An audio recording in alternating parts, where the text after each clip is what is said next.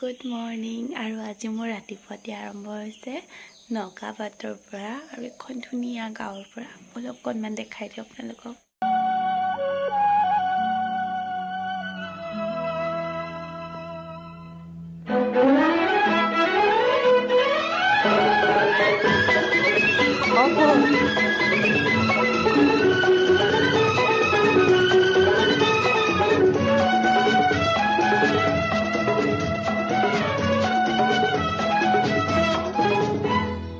এইখনি গাঁও বুকুৰ আপোন ইয়াতে দেখো নতুন সপোন কোনে জুমি চাই জুৰিত দাপোন ফুলৰ পাতৰ সাজোন কাচোন এই গাঁও আপোন আপোন এই গাঁও নিচেই আপোন।